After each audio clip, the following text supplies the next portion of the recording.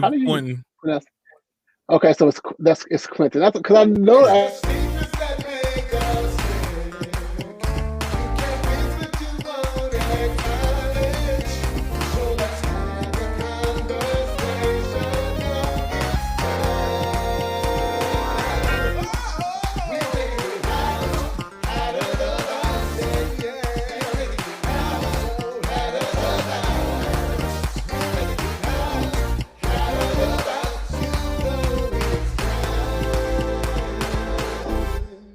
Let's talk about it.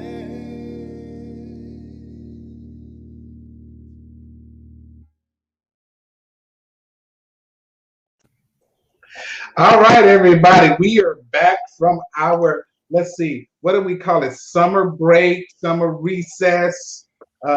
We took a couple of weeks off and we're back with an incredible, I think, topic today.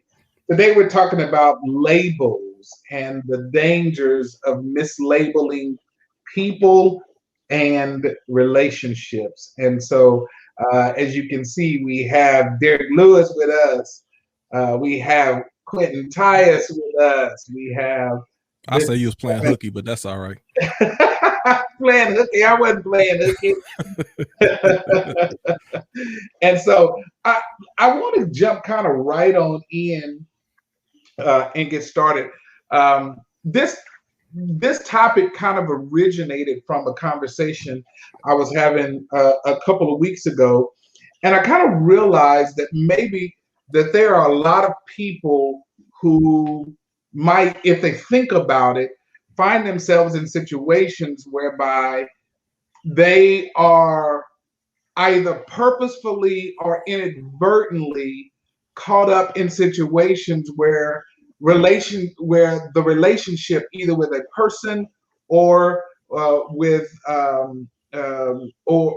a group of people or with an institution, if you will, is not clearly defined, and then as a result, there are misunderstandings that can brew from that, if you will. And so I guess kind of the initial question, Derek, when you think about labels that you put on both people and relationships, what kind of power does a label hold? Oh wow, that's such a deep question. So I guess this, to be completely honest, for me, if it's me labeling someone else, although I feel like I've learned to stop doing that and just to allow others to sort of become and tell me who they are, right? And whatever that is, I go with it. But when we talk about relationships, me personally, I need to clearly understand what the roles are. And so the power of that is, I think, just like assumptions and stereotypes and think like just how our brain recognizes patterns. So if I can label you as something that I recognize, then I know what to expect. So Okay, Q, I'm gonna ask you the same question. What kind of power does labels have? Or do Yes, it carries a lot of power. Specifically, whatever that label is. Every label has a set list of criteria on it. Some defined, some not defined, but there's certain labels that's universally, what comes along with that label. So yeah, now you got you have something to live up to. You have a structure to abide by. I don't want to say you belong to another person, but there are parts of you that don't solely belong to yourself when you have certain labels. Even to just the level of friendship, there's certain expectations. So yeah, the labels carry. Otherwise, that's the reason for the label. Having the label says, because I view you this way, we view each other like this. This is the connection that we've agreed upon. There's a certain level of expectations that come with that. Okay, you say that, but now here's the question. What if somebody defines you differently than you define them? So now you have competing expectations. Even that's which see, it depends on what the label is now. That's the you had to be more specific about what is that label. Well, And hold on, let me say this also, Dr. Bright. okay. There's certain labels that need to be some labels a person can just place upon you. Other labels need to be agreed upon. Some labels people don't have the right to put on you if you haven't agreed upon that label. Now, see, that's at the heart of where I'm going to eventually go, and I'm glad you said that, because Derek, you said you allow people to kind of define themselves sometimes. That you do offer the placement of labels, and so when you do that, you do then kind of assign an expectation in terms of what For relationships, if we're talking relationships, I feel like then I need to define that for myself, right? But just because that's my personality, I feel like that allows me to have expectations and all those type of things. But I've also, when it comes to sort of people, that's where I've learned that it's better to just let people tell me who they are and just go with that, whether I believe that or not, if that makes sense. Only because their identity is theirs, right? I don't really know, and what I see with my eyes could be completely wrong, right? Or I could be changing. Like I could be calling you, identifying as what you are today, and you might be on your way to something tomorrow, if that makes sense. All right, so Bishop Foreman, I started out by asking both Derek and Hugh, like, what kind of power does a label have? I mean, I agree with what they both said. I think a label is super powerful. I mean, think about it. You go to the grocery store, you're reading the label. You're not necessarily experiencing the product, but based on what you believe the product to be, based on what the label says, it gives you a reasonable expectation as to what it should be. And so we shop labels. Think about infomercials. We're doing is seeing imagery and believing the imagery that's presented from that infomercial, or online shopping, Amazon, what have you. So I think when you say what type of power does a label have, a label is the zenith of power as it relates to the representation of a thing. Okay, so then what potentially happens when you come to know that something is mislabeled or someone is mislabeled? How do you address the disconnect? Great question. I mean, I think that's exactly where the issue comes in with relationships, friendships, business partnerships, whatever, is that I thought it was Frosted Flakes, not flakes with sugar on them. And so I thought it was Fruit Loops, not Frutanglios, right? So it's a, and for those that don't know the difference, Fruit Loops is the name brand. Frutanglios is in the bag. And Wow. they say, I haven't eaten cereal in years, but while they say it tastes the same, it does not. While even some of the ingredients are similar, they are not the same. And so when something is mislabeled, and I love what Q said earlier, some labels a person may take it upon themselves, but I think the best thing to do is to have a mutual understanding with every person in your life. Exactly what seat do you fill in my life? So we label this correctly, because if I come to you and I am expecting water, but I get bleach, one will give life, the other will poison. Now, to add on to that, if you're going along with the supermarket analogy, along with labels also establish value.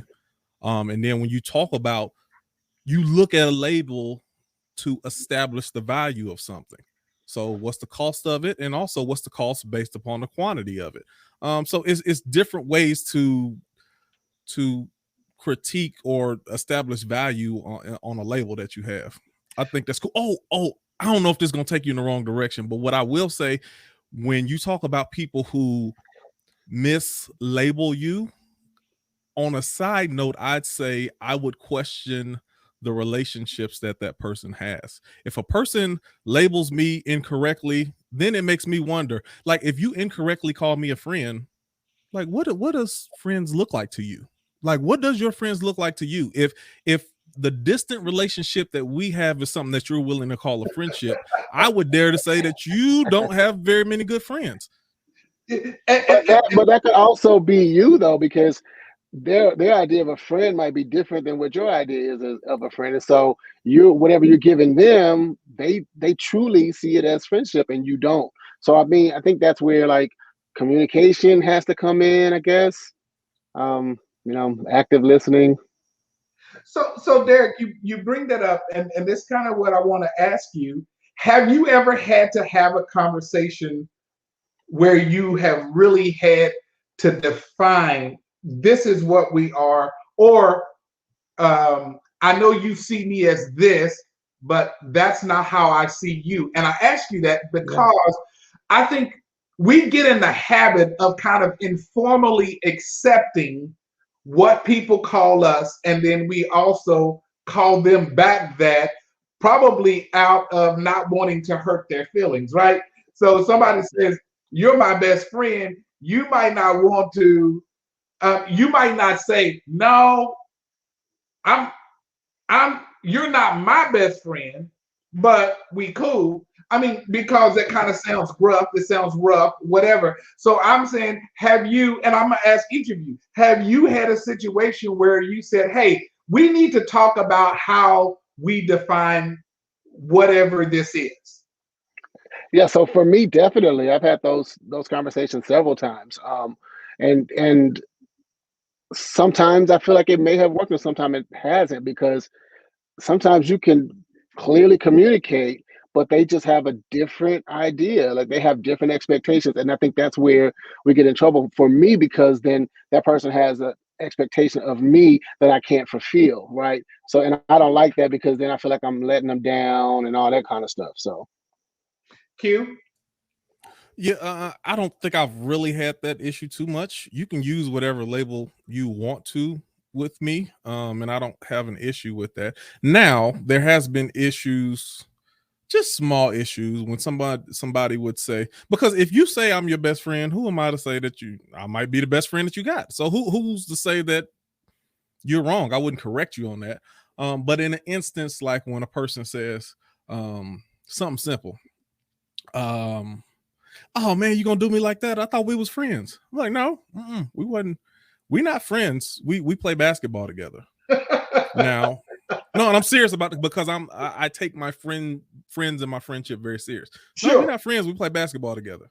Now, and we cool. I'm cool with you. Let me take you out to lunch. We actually sit down and we do something outside of just our common playing basketball or whatever the situation is, and then we can become friends. But at this point, the only connection we have is to this sport, or I only see you at church, or I only see you. And no, we're not friends, because we have we don't connect on any other level outside of this one commonality. So I'm quick to tell a person, no, we're not friends, not yet. So, and I like that, because I'll be honest, I haven't had a lot of those conversations. I typically, Bishop Foreman has told me many times that you operate with a lot of mercy, and sometimes I can be a real butthole, right? I'm gonna just put that out there. I can be a real butthole, but then there's sometimes that I just like, it's just easier not to deal with. So my question to you, kind of Bishop Foreman, is what happens if you accept? Because Q said if they said I'm this, well, I'm not going to necessarily say I'm not there. And I guess the example we used was best friend. I'm not there. But what happens if you don't correct it, and then they have an expectation of what a best friend's supposed to act like, and you don't fulfill it? This is me. I am in favor of clarity, because I think what happens a lot of the times when people fall out, and you see a lot of drama in relationships, connections, friendships, all of the above, is because of a lack of clarity, right? If your expectation based on how an individual perceives or labels upon their own volition, if that is this, but the realization of what happens is this, the chasm between the two becomes disappointment. It becomes frustration. It becomes anger. So I'm a believer in clarity. So I like a little bit about what both of you said. Me personally, I believe in defining that, even down to the use of the term like, I love you. I was gonna go there next, but right. I remember I was 16. I was dating a pre-cougar when I was 16. She was 18. A pre-cougar, huh? Pre-cougar, because they didn't call it that then. But so I was 16, she was 18. And so I was dropping off at home, and I just remember this story because it just is the most palpable way for me to illustrate the point. And so she said, I love you. And my response, because I didn't love her, my response was, we're gonna talk about that. Now, I could have ran game on her and said, I love you too. But the truth was, I didn't. I'm just keeping it real. But I'm not that type of person. That's not me. So my response literally was, we're going to talk about that. So, I would have probably just repeated that, to be honest with you, Bishop. Right. I would have just said that. I mean, if I'm thinking about it, I would just say, I love you. And I probably would have just said, I love you too. But right. In my head, I'm going to be saying, probably not the same way you love me, but I love you because you're a human being and I'm supposed to love everybody. Right. And that's when you get into those chasms. And that's what I'm saying. And that's where the issue comes in. And so I don't want to reap that. So I'm just a believer in not sowing what I don't want to reap. So I don't want somebody lying to me. I got your back and they don't have my back. I don't want them lying to me. So I don't believe in sowing what I don't want to reap. So that's literally what I said. And, but I take that same mentality. I believe in clarity. And so when it comes to friendship, I'll even correct myself. Bishop, you and I've done this on the phone. I say a strong acquaintance of mine, because they haven't earned the level of friend from my perspective. And I like what Q said. From their perspective, they may view it that way. But if there's ever a conversation wherein clarity is needed, I am a big believer in delivering that clarity. Because like for me, a friend, you can't disappear on me for months and we call each other friends. Talking about I just was going through. Well, then what do you have friends for? So obviously I wasn't a friend because you didn't reach me. That's me though. That's me. Everybody's got to do it the way they do. You also got to be careful of some people who will purposefully start professing a label on you in hopes to get a higher level of commitment out of you. Like they just start calling you a friend or calling you my best friend. And then because they start calling you a certain thing, now they have these different expectations that they didn't have before. I'm like, I never signed up on that. Mm-hmm. I am who I was and I'm still being who I am. So those are things you got to watch out for too. I'm sorry. And when I was talking, I saw Derek go, I'm not gonna do that. You know me very well. There's no possible. I mean, you could. I don't care who she was. If she was like, "Oh, I love you, baby." I think that's great. Thank you so much. But yeah, but I'm a fan of. I think it's rude. I think it's rude to say you love somebody back just because they said to you. If that was the case, how come you didn't say it before then? Just because they said to you the first time, that don't mean that you automatically should return that back. That's just me. I'm a fan of clarity, and then I think that even with clarity, we have to be clear with our language and with our actions, because a lot of times people, like, you could say something and they're still, because of whatever they believe, they see your actions, they hear your words, they hear everything differently. So it's like sometimes you have to really be, I don't know, explicit with people. I love you too. So Kevin says Facebook has caused the misuse of the word friend, and I can actually kind of see some of that, on a very, kind of different scale. It gets worse in the mislabeled romantic relationships. Sometimes that can be deadly. Yeah. Special K Brown. I don't know what that means, Q. I know it's special. He just tagged him in it. Oh, okay. All right. So, and that's kind of where I have written down. So when somebody says friend or somebody says I love you, and I think we kind of dealt with both of those. So here's the question too. Then, and Q, I'll start with you. What causes the mislabeling? I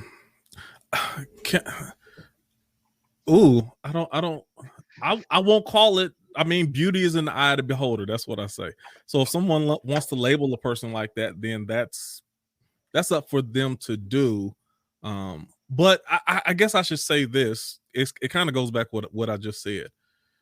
You label something for what a person has done or what they've been in your life, not what you want or aspire for them to be. That's how you can get disappointment in the label, when you try to make someone a spiritual father and that ain't what they've ever been in your life, but that's just what you want them to be in your life. Now, if that's what they've already been in your life, then if you want to label them like that and they want to accept that label, fine. But it's all based upon what this person has already showed you by their actions and their character, not what you want them to be. And you said that, and Bishop Foreman and I talked about this a couple of weeks ago too. And so, Bishop, I'm gonna go right on to you because he brought in. So we talked about friendships, we talked about kind of relationships in general. Now, this in the spiritual side, I think that there are a lot of churchy people who use these titles: spiritual father, spiritual mother, I'm their spiritual son.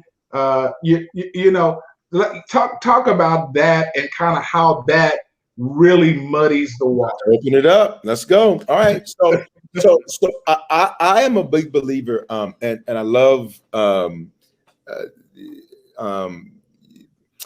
the segue into this is I'm a big believer that because of sometimes desire, that desire can lead to delusion.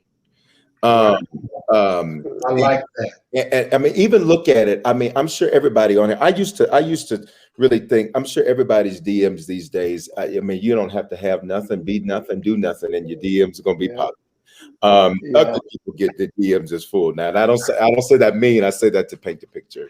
But everybody's DM. I'm sure every gentleman on here DMs is going. Everybody watching.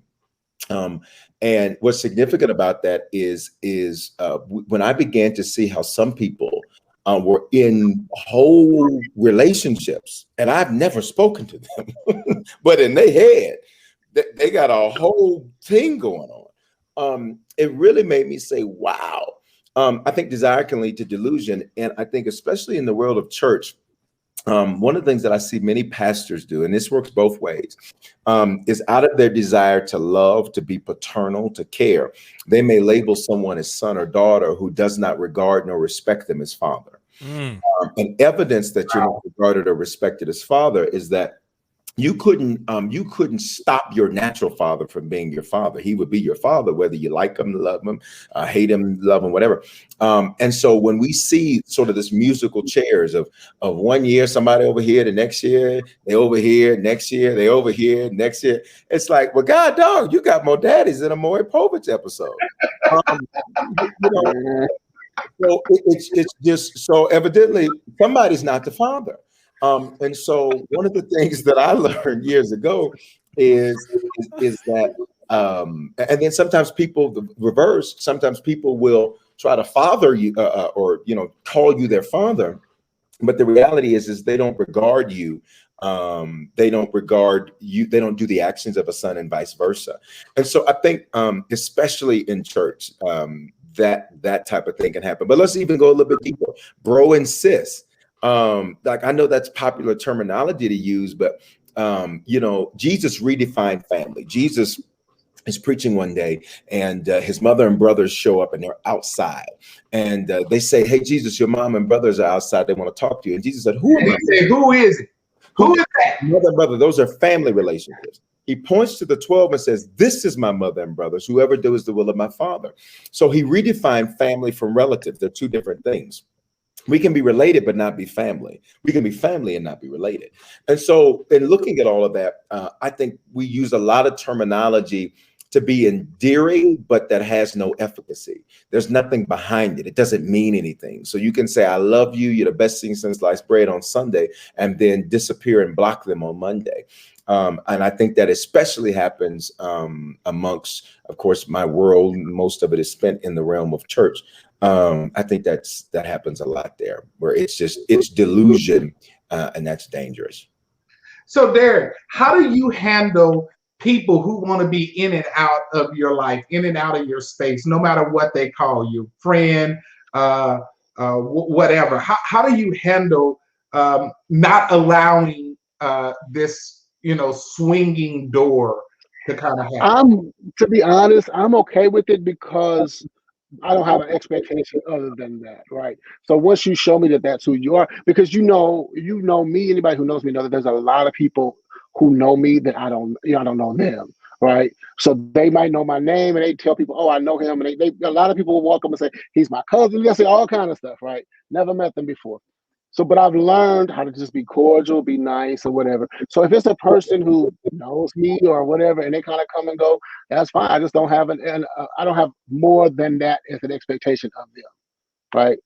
Now, if you're a person that is supposed to be my best friend or my brother or somebody who I do have an expectation of, that is greater than you coming and going, then that's going to be a problem, and we need to have a conversation. But I don't have friends like that. I mean, I do have friends that we can take time apart. Not like when Bishop was talking. I'm a little bit different because I feel like I'm okay with a friend who I don't talk to every day or like maybe a couple of weeks or what have you. When we do talk, it's like we never left, right? But yeah, I think it just depends on the person. I just when you show me who you are, that's I just believe you. That's what we're going with.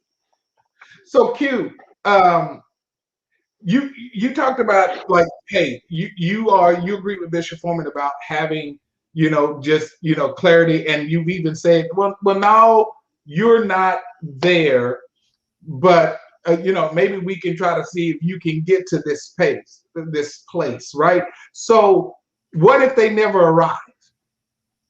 Perfectly fine. How do you? I mean, do you not have an expectation that if you give somebody an opportunity to attain that word that they use toward you, you don't have a problem if they don't? No. So what I do is anything that I label somebody, that's for me how I view them, what they are to me. The correction that I spoke about earlier was when someone tries to put a label on me that I don't co-sign on. I'm just letting you know that I'm not co-signing on that.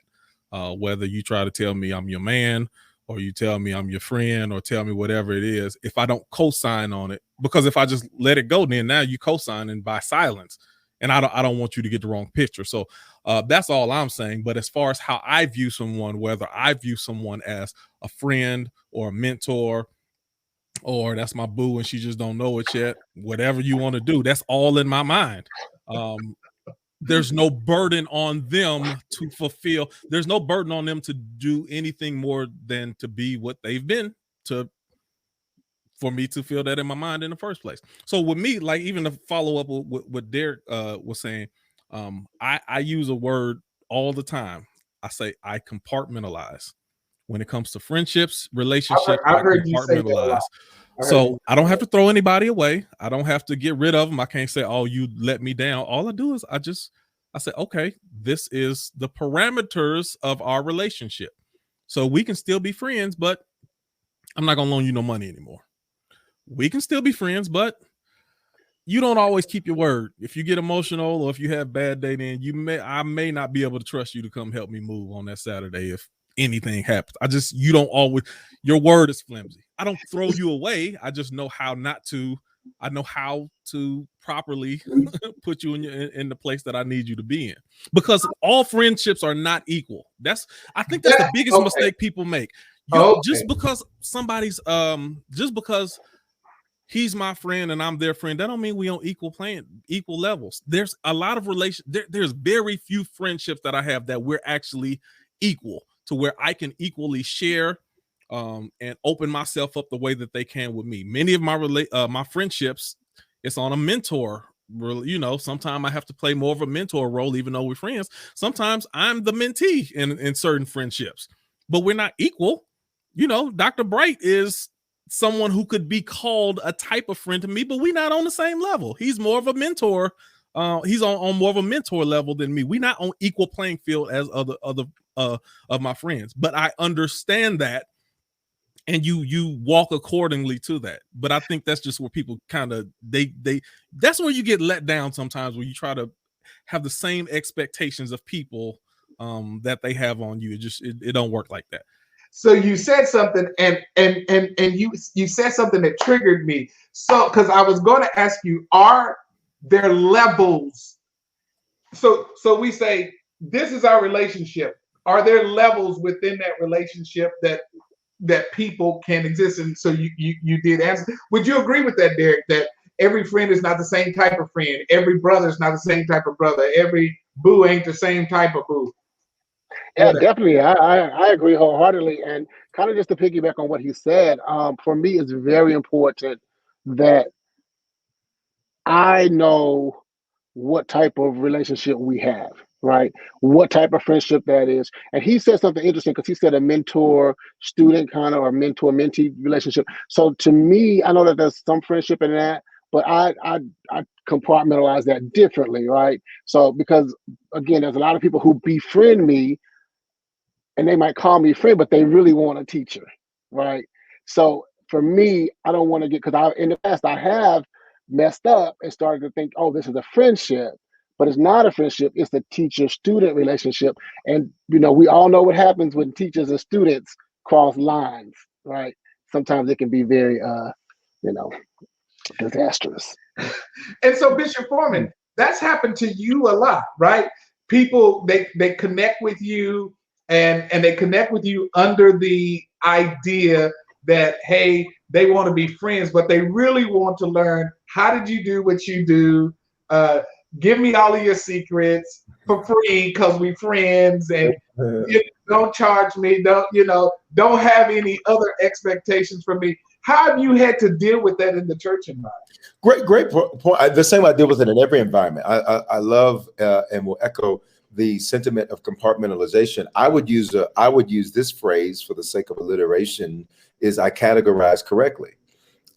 So I have to quickly ascertain up front, and this is where wisdom comes in. Ecclesiastes says wisdom comes through much sorrow, much grief. So wisdom is a shortcut. It's the appropriate way to apply knowledge. And so I have to quickly ascertain up front what category we need to put you in. And most times when we approach friendships, relationships, anything, we kind of do like Plinko off of Prices Right. Y'all remember Plinko? Yeah. You just let it drop wherever it falls. You just kind of let it fall. No. I need to be more specific and strategic about what this is and then guide it down that direction and that particular path. And in that comes with, I believe, the questions that you ask up front as you're connecting with someone, to be clear about what are the intentions, what are the expectations. And most people today live through the lens of, well, I'm just going to kind of see how it goes and all of that. Well, time is money, so I don't have time to waste. So I don't have time for you to figure out what you're going to be to me. I need to quickly figure out what this is so we can put it in the right category, because that's how I approach life. I'm not a big believer in wasting time. And so that's just me. And so for me, you're right. I've had, a variety of situations, as I think we all have. But for me, I like to let's get some questions in to figure out where this needs to go. And then let's send it down that path. Now, if we discover there's more, great, that's gravy. But at least we didn't miss the meat of it, because many times you will miss, just to the whole student teacher analogy, you can miss an opportunity for leadership because of your desire for friendship, and vice versa. And so what I've learned, because in 99% of the rooms that I am in some leadership capacity, I have learned to just ask questions up front, really be able to identify what it is and deal with it accordingly. Some have some feedback happen. But that's also what I would say as well, Bishop. That's why you need to be honest with yourself, even with dealing with relationships, because that keeps the water from getting real murky. So for like, if I admire Bishop Foreman's preaching or his business acumen or whatever that is, if once I recognize that, there's no need for me to try to befriend him like I want to be cool with him. Like, what you want to do? You want to go out to eat? I know that's the problem though. Why are you doing that when really you're looking for someone to learn from? So let me stop trying to do all this buddy hangout stuff and say, hey, Bishop Foreman, can I get 15 minutes to pick your brain about X, Y, and Z? And we don't have to, because then what happens is I come off as fake, because I'm trying to make it seem like I'm befriending you when I actually have a different agenda, and you come off as fake for anybody who can recognize that. And you don't get Derek. You wanted to say something. Yeah, I just think that it's important, like what was saying earlier, is that we as individuals, we have to place people, because like those persons that are misjudging what their relationship or like their intentions of a relationship with us. Sometimes they don't know the difference. Because I've had people who, they wanted me to be a brother, they wanted me to be a husband, they wanted me to be a father, all these things in one. They didn't really realize that because they hadn't done the work. We all needed to do some therapy or whatever. But later on, they started realizing that the relationships they were trying, we were supposed to just be, friends, but they needed me to be all these different things. But they didn't realize it in the moment, So like what Bishop was saying, we can't depend on them. We got to do it. We got to just decide, where am I going to put you, and then deal with them that way. Is it okay though, Derek, for it to morph, for it to change, for it to become something other than what you initially put them in the box to be? Yeah, I mean, people change, relationships change. So I guess they're not locked into the box. For me, it's gonna be it's gonna be difficult to move you out of that box once I get you there. Like, you got to really prove something to me, because kind of what y'all were talking about earlier.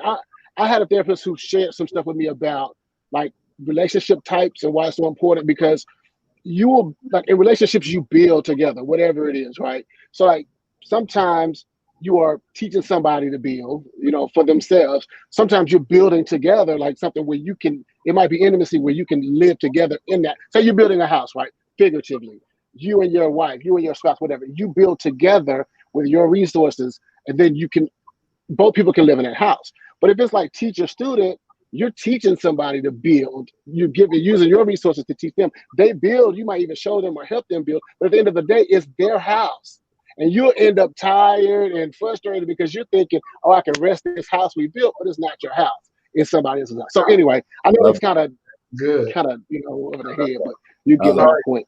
Bishop, I'm gonna move inside because it's getting dark out here. I don't want any kind of animals to come out of these trees.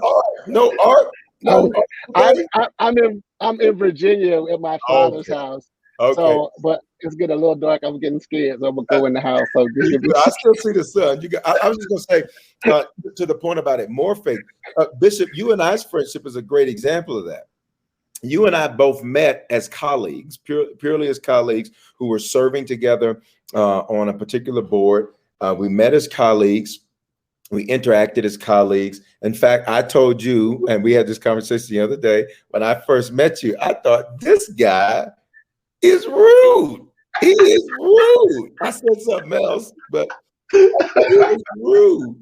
But what did we do? Through conversation, you and I, through conversation, were able to quickly identify that we were able to connect in a way. And this is going on 15, 16 years now that we have been friends. And our friendship is that sticks closer than a brother. I mean, there is, if you call me at 2 o'clock in the morning and I saw your name on that phone, I'm gonna answer the phone and know something going on if he calling it too. Our friendship has morphed through the years. I have watched your kids grow up. You have watched me grow a lot of grown people up and raise a lot of grown people. Exactly, natural kids. But so in all of that, it morphed. But it was because of communication and a mature approach to friendship too, which I think Q, you were kind of intimating at earlier, is that it requires maturity to really do that, because based on my initial thought of you. And I don't know, what did you think of me initially? I know it's your show, but actually, I'm curious. Actually, you told me last week, but tell the people. Yeah. I mean, honestly, the one thing about you, and I appreciate that. In fact, I think I can say that for probably each of you on the show today, is that you haven't been anything other than what you've always been. Now, we all grow, we all change, we all mature, we all do this. But Bishop, you've been solid since day one. We had to fill each other out and, kind of see where, the lines are or whatever, this, that, and the other. But I think we instantly found a way to connect. It's like, I think after the first couple of days, it was like, I can fool with that dude. He's some stuff. I can fool with him. He's my kind of person. Yeah, he's my kind of person, right? And so, and I think it happens, and I think for everybody who would be listening and everybody who would be trying to really define, it's about, I think you have to be who you are. You have to be genuine about who you are so that you also don't give a false impression that somebody else can latch onto and think that you have the potential to be this or you have the potential to be that, when that you don't have that potential, but you were trying to put on a face to please somebody. I told you at the very, very first beginning, I can be a butthole. I know that. That's who I am. I get it. And just like you said, when you first met me, you were like, this dude is rude. Because typically what I think, I say, me and Derek, well, we were texting the other day, and I said something, he says, I don't think you can say that. And I was like, you know what? You're right, Derek. I shouldn't say that, but that's what came to my head, and that's what I said. I said what I said because I don't try to be anybody other than who I am. You either take me or you don't, and I'm cool with it either way because I'm not going to alter the core of who I am now. I'm going to grow. I'm going to mature. I'm going to do better when I know better. But the reality is I am who I am. The essence of who Roy Bright is who it is, and so you either like it or you don't. And I'm not going to morph so that you can like me. If you don't like me, kick rocks. That's just what it is. But what you just said, though, Bishop, is I think the substratum of what all of us is saying, which is the importance, because if you're building, if you're trying to connect, if you're trying to figure out where does this fit, all of that is subsequent to how they're labeled. Watch me, not what it's labeled, but how they are labeled. Not what you label it, but what they are presenting to themselves.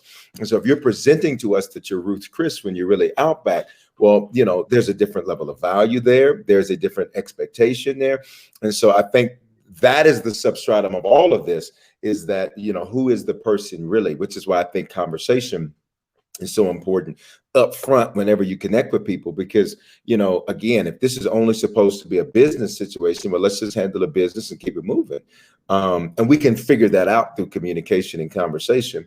Yeah, but don't take the fun. But don't lead me to believe that you are, you know, a 5-star dining establishment when you are Golden Corral brunch on Saturday morning, which I will say, depending on the day, might be amazing tasting, and those rolls are amazing. Yeah, the rolls are good, Rev, but you can throw all the rest of it out, except for they got this turkey with gravy that you can use to roll the sock.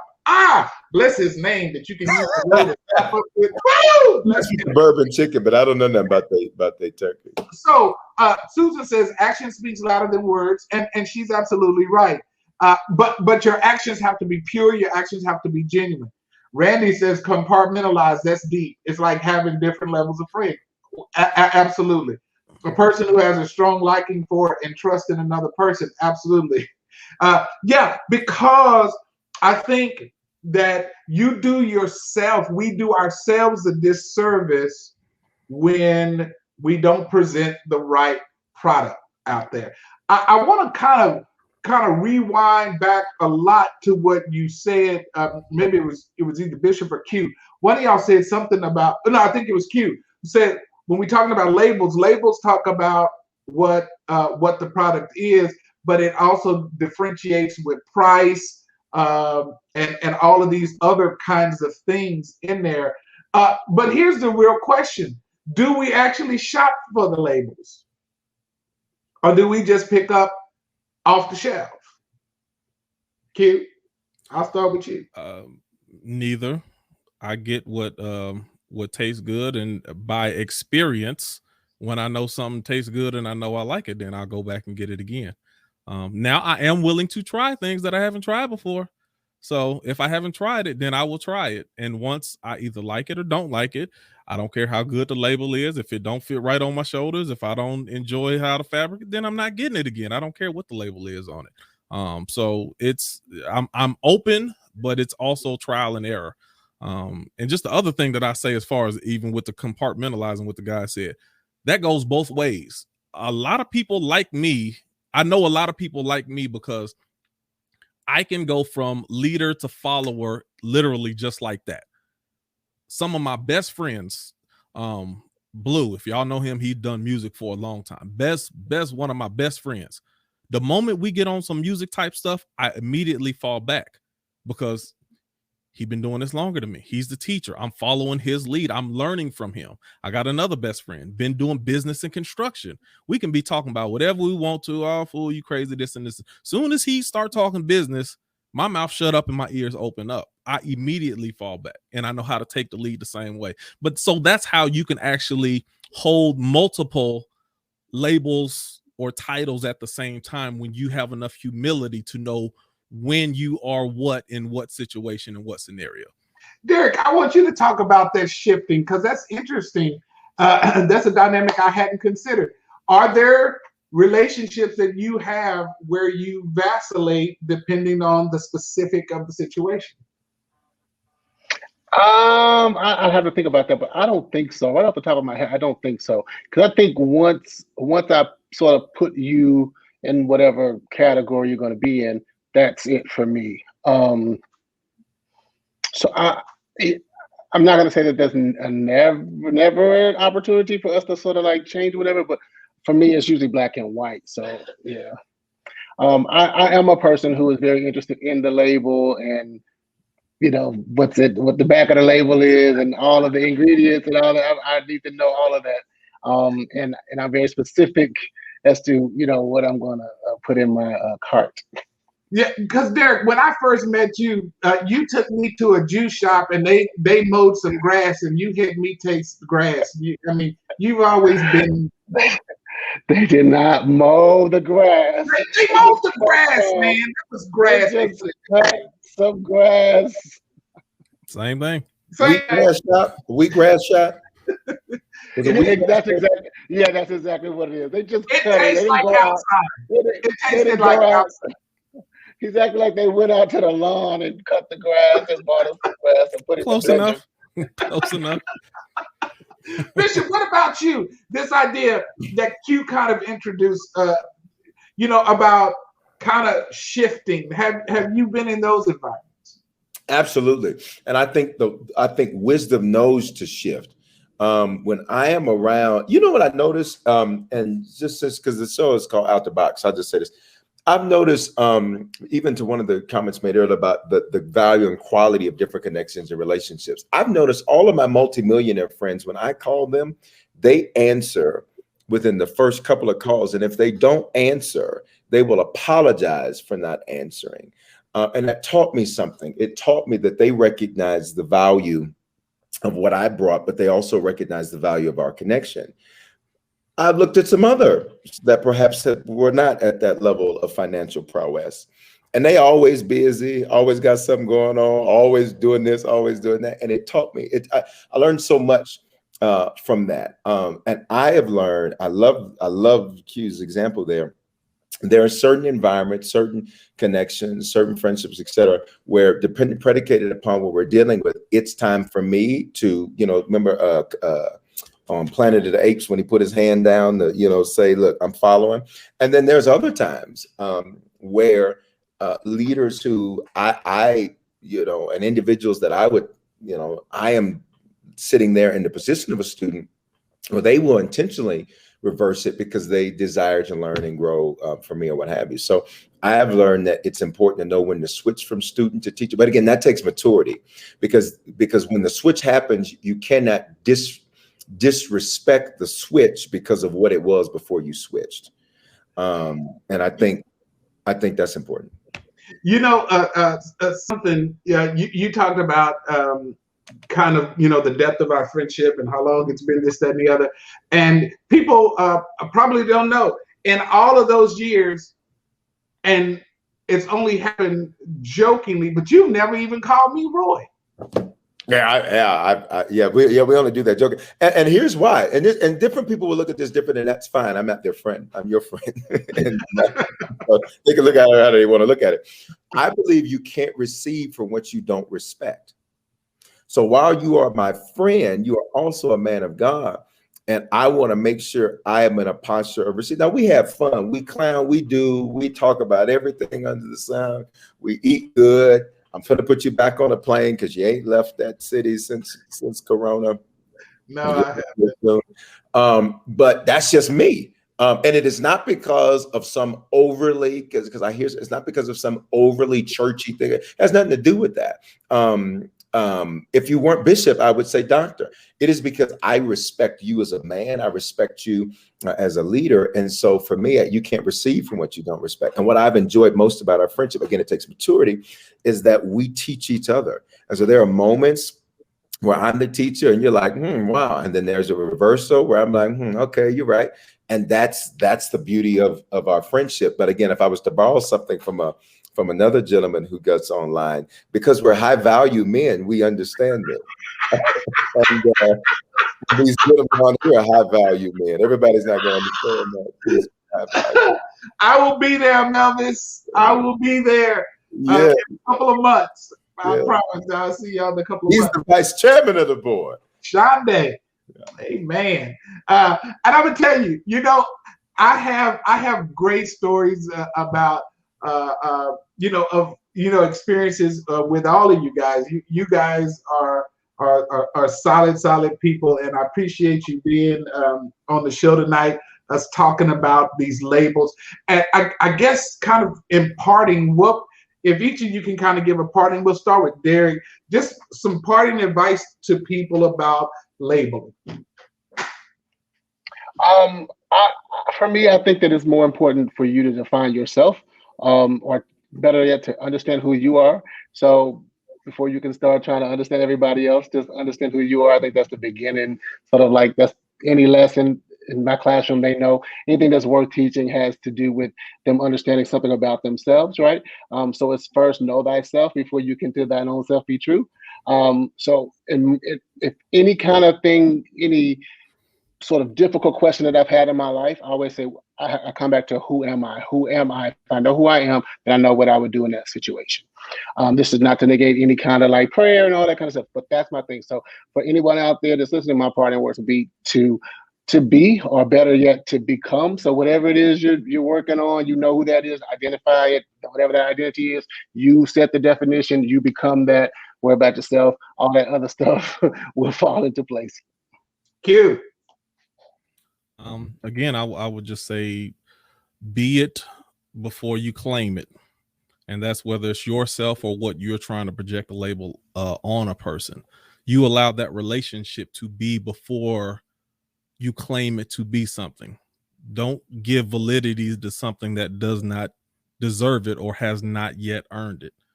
I like that too. So both of y'all say it. Just let the actions and let all of that speak for itself before you, because then if you're not doing that, then you just start reaching. And be honest with yourself. If you desire friendship, if you feel like you need better friends, be honest with yourself. If you're honest with yourself, then you can properly start developing relationships and stop reaching. If you have a void in your life, like if you have a parental void in your life, if you didn't have the father figure that you wanted, if you didn't have the mother that you want, be honest with yourself. So that way you don't have to keep trying to call people your spiritual fathers when really you were looking for a natural father that you never had. It's two totally different things, and now you're reaching for something that's never going to be what you're looking for. So be honest with yourself, and once you do that, then you can let those relationships play out, and then allow people who are first, be who you are first. Be who you are. Do not try to conform yourself to what you think people will like, because now you're going to have to uphold this facade to try to maintain these relationships, and you just put yourself in another box that you're still not being who you were meant to be or who you feel comfortable being. So a lot of it just got to do with honesty. I mean, I keep going on in circles, but that's pretty much it. Bishop Foreman. I won't want to accuse Mike things. I just want to be very honest. You know what? I do too, and I've been thinking about getting me one too. I'll send you where I got it from. Hey, because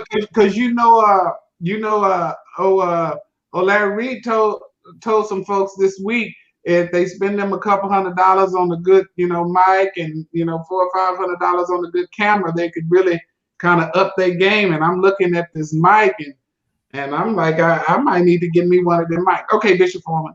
Yeah. So I will. My last word would be, and I agree with what both of the gentlemen said. I would say this. I'll quote the late Dr. Maya Angelou. And most of us, when we quote it, we forget the most integral part of her quote. She says, when people show you who they are, believe them. Here's the part I didn't know until last year that she actually said. The first time. Yeah. And that's the coup de grace of the quote. And so, and I would say not just for other people, but even for yourself, to encapsulate what both gentlemen said. When you show yourself who you are, and that gives you an opportunity to change that or make that better. And so that being said, live, learn, and then let's live better. All right, guys, thank you so much, everybody. I'll see you next week. Take care. Bye-bye. Bye, everyone.